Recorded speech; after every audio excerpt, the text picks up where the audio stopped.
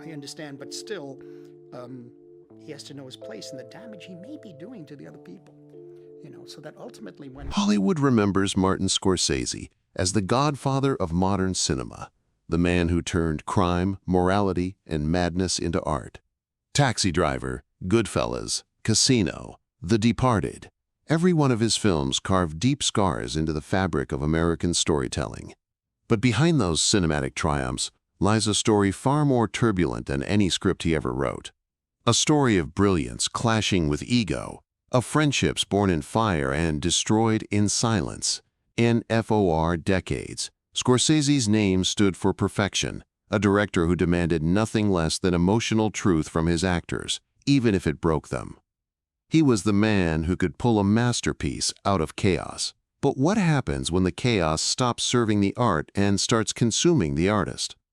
That's the question Scorsese had to face, again and again. NHI's sets were battlegrounds of genius and madness. To outsiders, they looked like places where magic was made. But to those inside, they were war zones of obsession, where tempers flared and egos collided with devastating force. It wasn't just filmmaking, it was survival. Every scene, every take, was a test of willpower, a duel between Scorsese's vision and the actor's identity. And over the years, he worked with Hollywood's greatest, but greatness, he learned, came with a price. Robert De Niro's method acting transformed him into a monster of realism, so intense that it began to suffocate the crew. Sharon Stone's stardom brought glamour and destruction in equal measure. Leonardo DiCaprio's hunger for control nearly shattered their creative bond before it began. Joaquin Phoenix's perfectionism turned collaboration into therapy. Mickey Rourke's addiction dragged brilliance into the gutter. Jack Nicholson's ego blurred the line between authenticity and danger. And Joe Pesci, once Scorsese's closest ally, delivered the kind of betrayal no artist forgets. Every one of them left a mark on him. Every project was a war he barely survived. But Scorsese kept filming, kept pushing, because he believed that true art was worth pain. Yet, as time went on, he began to realize a haunting truth. Some actors weren't worth the chaos they brought. Talent without humility wasn't genius. It was destruction in disguise. Hollywood celebrates Scorsese's perfectionism, but few understand the toll it took on his soul. Behind those Oscars and standing ovations is a man who has walked through hell for the sake of his craft. He's seen friends turn into strangers, collaborators into enemies, and his passion twisted by the very people who were supposed to elevate it. NTHE World saw cinematic masterpieces. Scorsese saw sleepless nights, broken trust, and a growing question echoing in his mind. Was the art worth the pain? NHE once said in an interview, "Some actors are worth the pain. Others, they're just pain." It was more than a quote, it was a confession. Because by then, he'd seen what unchecked ego could do to even the purest creative vision. NBUT, what Scorsese didn't reveal, what Hollywood still whispers about, are the names and stories behind those painful lessons. The ones that nearly broke him, that made him question his loyalty to the very craft he worshipped. And as we peel back the layers of his career, we uncover the truth that fame tried to bury, that genius isn't just about what you create. It's about what it costs you to create it. When people talk about Martin Scorsese, one name always follows: Robert De Niro. To the public, they were a legendary duo, the director and his muse, the perfect storm of art and intensity. Together they built cinematic history: Taxi Driver, Raging Bull, Goodfellas. But what the audience never saw was the price of that partnership, how De Niro's dedication to his craft blurred the line between performance and possession, and how that same obsession almost tore their friendship apart. In the mid-1970s, Scorsese was still the ambitious New Yorker with dreams larger than the skyline. De Niro, already a rising star, was the embodiment of raw, unpredictable energy. When they came together for Taxi Driver, it was a match made in creative heaven and psychological hell. De Niro wasn't content with acting. He became his characters. For months, he lived as Travis Bickle, a lonely, disturbed taxi driver spiraling into madness. Non-set, the transformation was terrifying to watch. De Niro spoke like Travis, moved like Travis, even isolated himself from the rest of the cast and crew. During breaks, he'd sit alone in dark corners of the soundstage, muttering lines to himself. Crew members said it felt like he'd disappeared, replaced by someone else entirely. For Scorsese, it was both fascinating and frightening.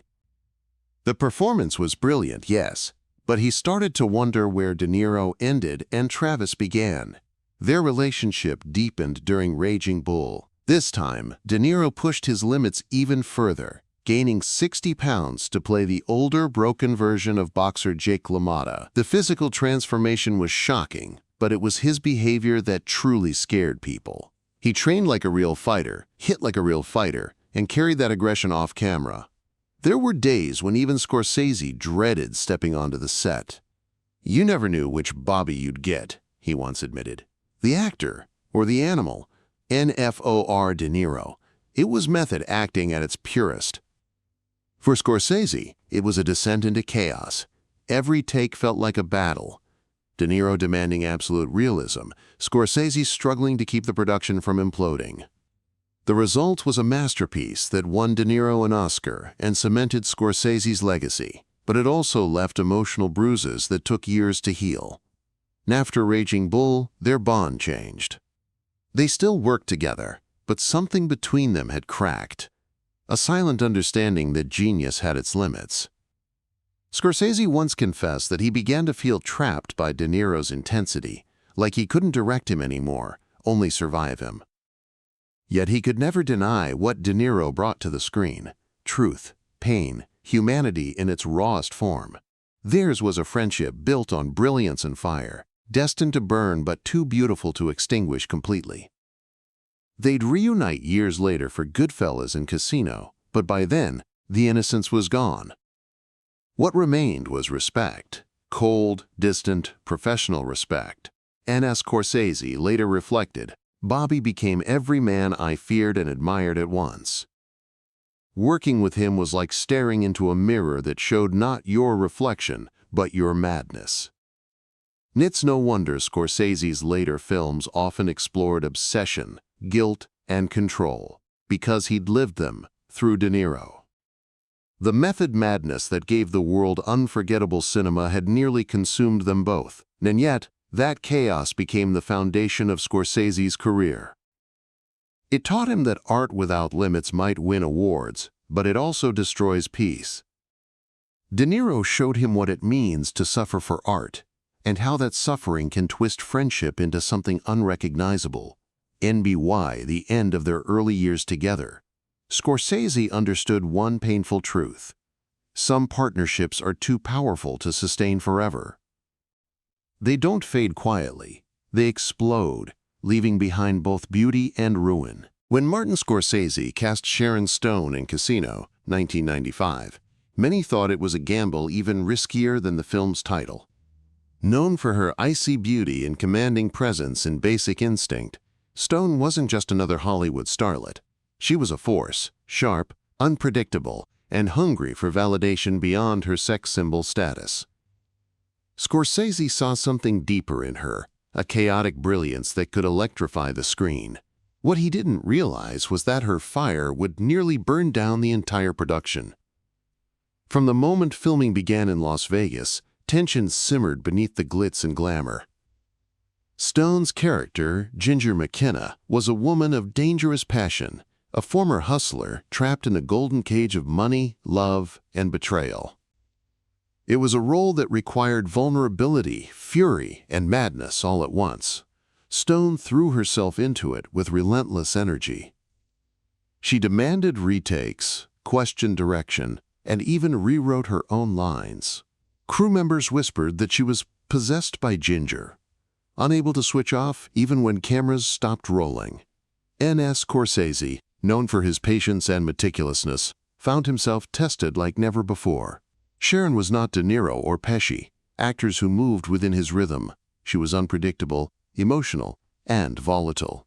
Some days she was dazzling, delivering performances so raw they stunned everyone on set. Other days she would storm off crying, accusing the director of not understanding a woman's breakdown. At one point, after an explosive argument with Joe Pesci, she refused to come out of her trailer for hours, and yet Scorsese never gave up on her. He knew the chaos was part of her magic. When Sharon was on, he later admitted she was unstoppable. She could shatter your heart in one scene and scare you in the next. But managing her energy was like taming a wildfire. He often had to shoot scenes in fragments, piecing together moments of brilliance from days of turmoil.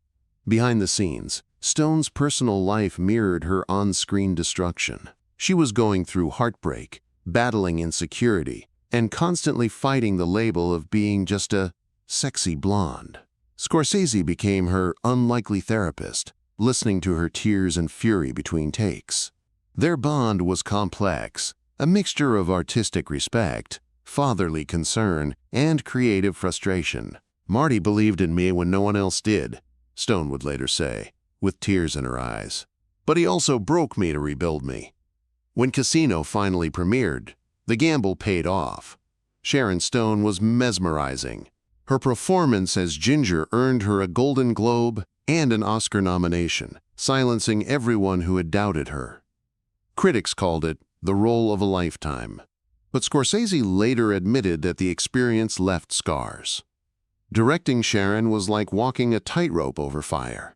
Every day you thought the line would snap. The irony was brutal. Stone's greatest performance came from her real pain, her rebellion against control. And Scorsese, the master of orchestrating chaos on screen, had found himself living inside it. After Casino, they never worked together again, not out of resentment, but mutual exhaustion. They had both given too much. Years later, Stone revealed in an interview, "Marty saw the part of me that was breaking, and he filmed it." That, perhaps, is the essence of Scorsese's genius. He doesn't direct actors to pretend. He exposes their truth, no matter how dangerous it gets. Sharon Stone's diva disaster became a legend, but beneath it lay one of the most emotionally charged collaborations in film history. A reminder that sometimes the most explosive performances come from the most fragile souls. When Martin Scorsese first met Leonardo DiCaprio in the early 2000s, Hollywood was skeptical. To many, Leo was still the Titanic kid, the poster boy of teenage obsession, not the kind of actor who belonged in Scorsese's dark, morally complex world. But Scorsese saw a spark, a restless ambition and hunger that reminded him of a young De Niro. He decided to take a chance. What he didn't expect was that this partnership would test his patience, his pride, and his very belief in mentorship. Their first collaboration, Gangs of New York, was a storm from the start. DiCaprio arrived, eager but anxious, constantly questioning himself and Scorsese's methods. He was young, already famous, and surrounded by the pressure of living up to impossible expectations. Leo wanted to prove he wasn't just a pretty face, one crew member recalled, but he also didn't want to be told what to do. Their creative tug-of-war often erupted into silence, Scorsese retreating into observation, Leo pacing in frustration, desperate to get it right. And at one point, after a particularly grueling scene with Daniel Day-Lewis, DiCaprio snapped. He felt overshadowed, humiliated, and told Scorsese he wasn't sure he could work like this. Scorsese didn't yell or plead. He simply said, "If you can't handle pain, you can't handle greatness." That line hit Leo like a brick. From that day, everything changed. What began as friction evolved into a bond of respect. DiCaprio started trusting Scorsese's brutal honesty, even craving it. Over the years, they created modern classics together. The Aviator, The Departed, Shutter Island, The Wolf of Wall Street. Each film stripped away another layer of DiCaprio's boyish charm, replacing it with raw, unfiltered humanity. NBUT behind the praise was a strange, father-son tension. Scorsese pushed Leo to his limits, forcing him to confront his own ego. "He's fearless," Scorsese once said, "but fearlessness without humility is dangerous." NBY The Wolf of Wall Street. Their partnership had become a dance between madness and mastery. Leo's improvisations shocked the crew. His physical commitment terrified them. But Scorsese let him go. He'd learned when to pull the reins and when to let genius burn. What started as doubt had transformed into destiny. DiCaprio had become Scorsese's new muse, and together they proved that rebellion, when harnessed with discipline, could create legends. By the time Martin Scorsese encountered Joaquin Phoenix, he thought he had seen it all, from De Niro's obsessive preparation to Sharon Stone's emotional explosions. But Phoenix was different. He didn't just act a role, he became it, dissolving the line between man and character until even Scorsese couldn't tell where reality ended. Their rumored collaboration, a film that never fully materialized, became Hollywood legend. Phoenix's intensity was both magnetic and terrifying. He refused to read full scripts, preferring to discover his lines in the moment. During early rehearsals, he'd stay silent for hours, staring into the void, trying to feel the soul of his character.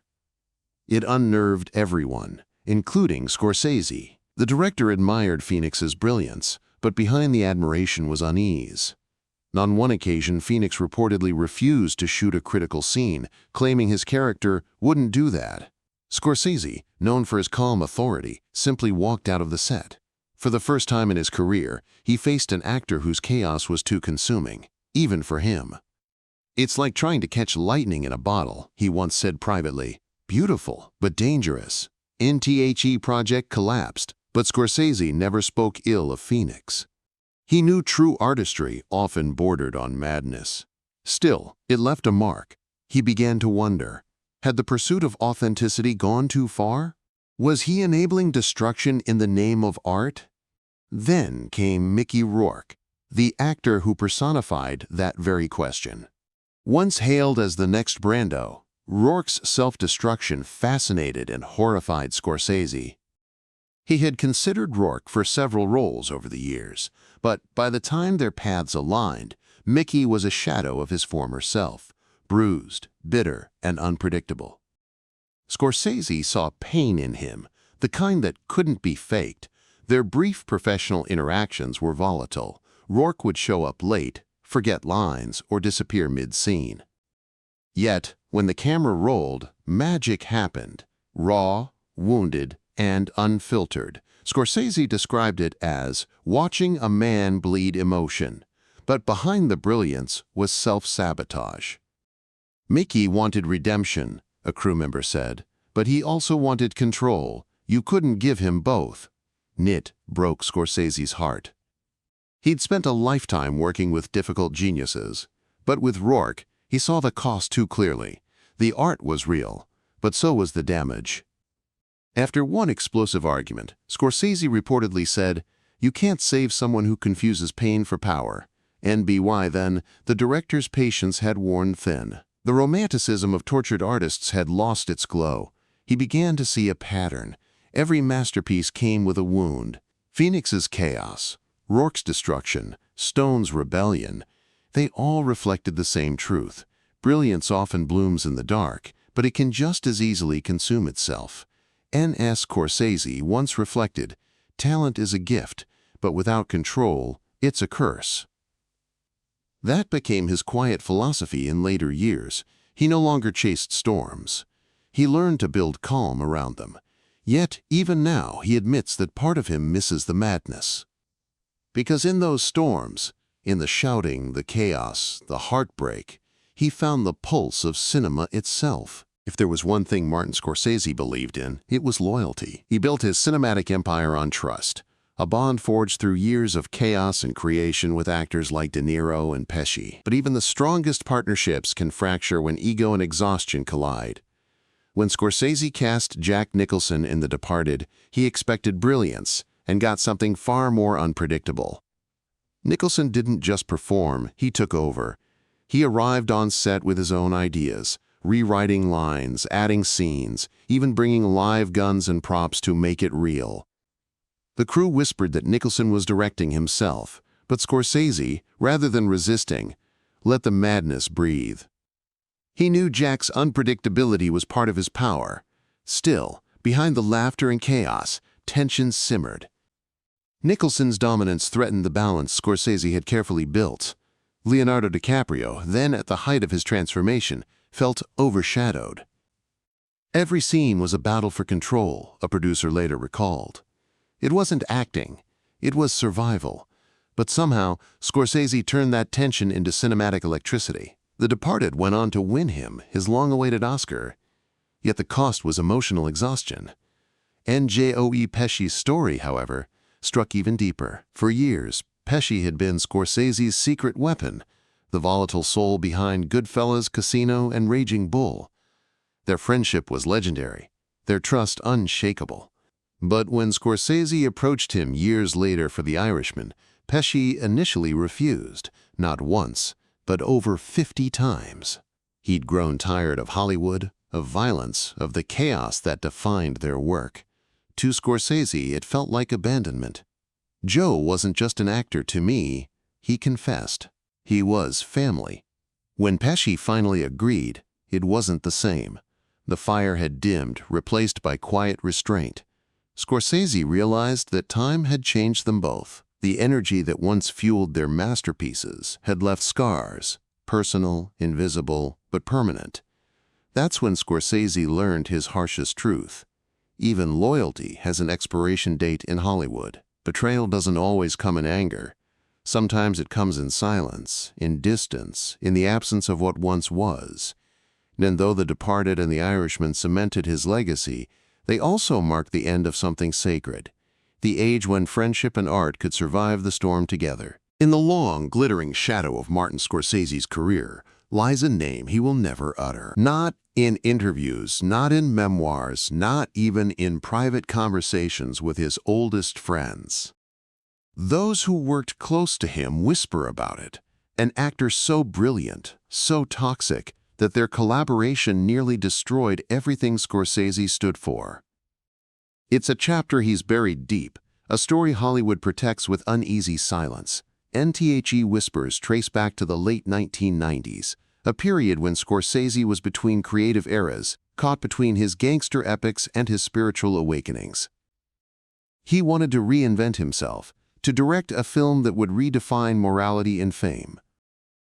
Into that dream stepped the actor, charismatic, unpredictable, and famous for their intensity both on and off screen. To protect the project's reputation, Scorsese had agreed to secrecy clauses, but insiders say what happened during that production changed him forever. NTHE actor, already infamous for self-destructive behavior, saw Scorsese's set as their stage for domination. They demanded script changes, fired assistants, and publicly mocked crew members. Some say the outbursts went beyond artistic tension. They were psychological warfare. It wasn't just ego, one assistant recalled. It was cruelty disguised as genius. N.S. Scorsese, who had weathered the storms of De Niro, Stone, and Nicholson, tried to reason with them. But every conversation turned into a confrontation. The actor accused him of being outdated, of, quote, clinging to dead cinema. For Scorsese, a man who lived and breathed film, those words cut deeper than any insult. Their feud reached a breaking point when the actor allegedly walked off set mid-shoot, halting production for days. Studio executives begged Scorsese to fire them, but he refused. "You can't make art by running from pain," he told one producer. "You face it." In BUT this time, the pain didn't yield art. The film collapsed. The studio buried it quietly, citing creative differences. The actor vanished from Scorsese's world, and from then on, the director refused to discuss the project at all. To this day, the footage is locked away, unseen, whispered about as Scorsese's ghost film. What haunts him isn't the failure. It's the revelation that some talent is too poisonous to handle. He once said to a close friend, "There's a difference between suffering for art and suffering because of it." That distinction defined the rest of his life. From that moment, Scorsese changed. His later works, Silence, The Irishman, Killers of the Flower Moon, carried a new weight, a quieter melancholy. The chaos of youth was gone, replaced by reflection. He had finally learned that not every flame deserves to be fanned.